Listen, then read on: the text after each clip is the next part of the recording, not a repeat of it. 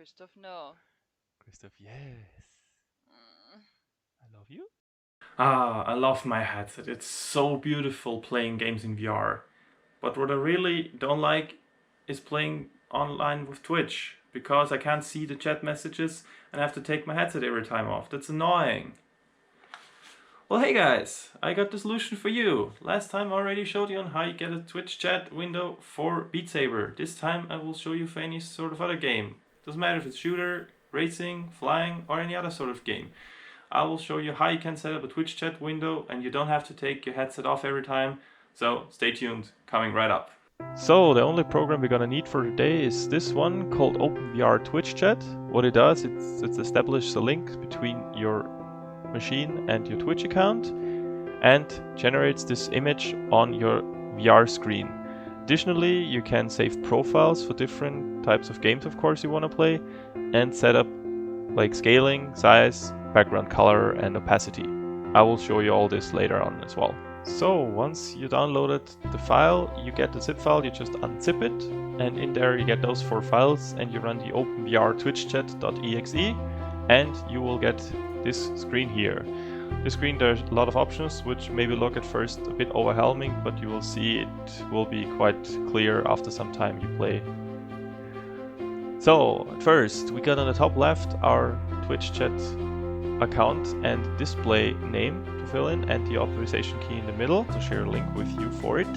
On the bottom left we have positional and rotational control settings for the Twitch chat window. On the bottom right we have sound options for notifications. Then we have color settings for the background color for Twitch chat if you want to have any, and font size for the Twitch chat itself. On the top right we have profile selection, so you can save and load different types of profiles in case you want to have different settings where you want to have your Twitch chat.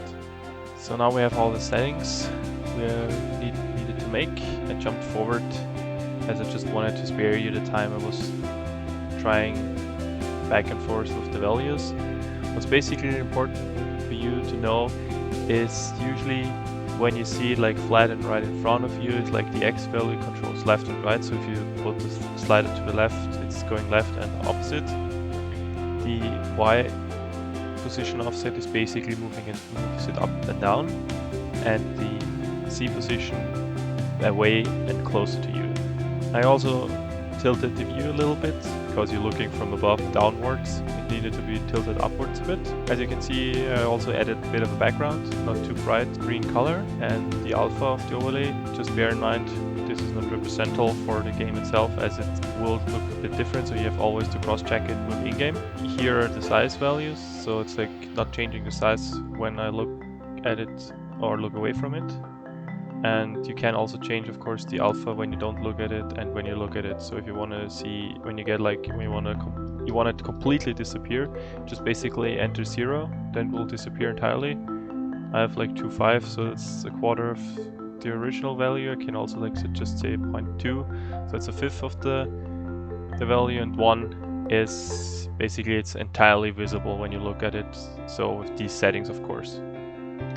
Here you can set the speed, so if you increase the number it goes faster, this transition. So basically here change the transition value, and that's about it. Now let's jump into the game and see how this looks there. So and now after we're done setting up the Twitch display, we have it here right in front of our steering wheel. And when I look straight it's just slightly visible. When I go here it gets like more dense, less transparent, and I can read it properly. Of course you could put it here sideways on the door if you want it, or right here in the middle somewhere.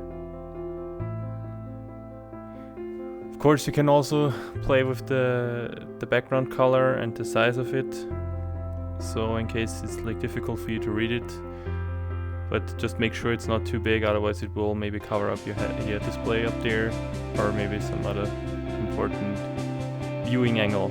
So here's now a different example for the Twitch chat overlay, which is basically which I use for games where I use my hand controllers. So I don't want to place the chat overlay somewhere fixed world position. I just want to place it beneath my controllers, the left one to be precise. I just need to turn my hand around, look from below, and then I can basically see it. That's what I set up here, so it's not like anchored to world position. It's anchored to the left controller. Of course, can select the right controller if you are more happy with that. Then I selected the below flipped, so you can basically select any anchor position or anchor offset to be more precise.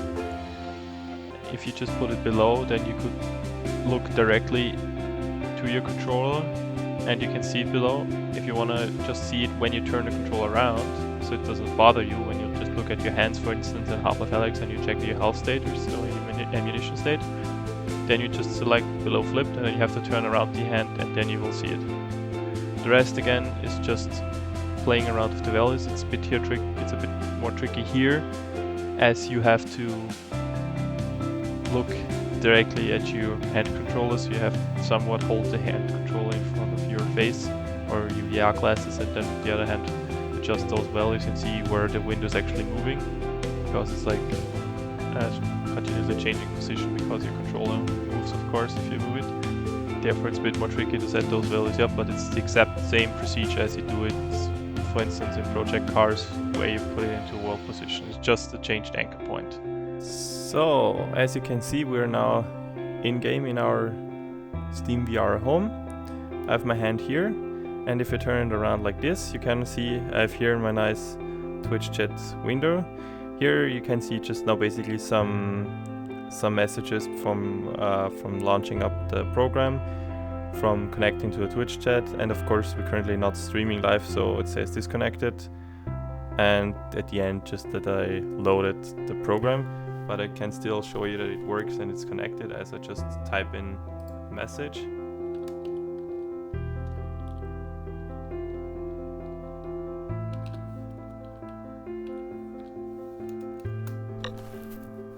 Check, we had our sound and we get a message as we just roll it in, so the connection is fine.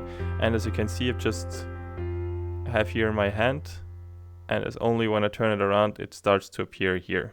Then there's nothing left to say. Thanks for watching. Please make sure to like and subscribe. Maybe leave a comment if you have any additional requests for further videos. So see you next time. Bye. I don't think I like that look on your face. Bad Christoph. Good, Christoph. No. Yes. Ugh.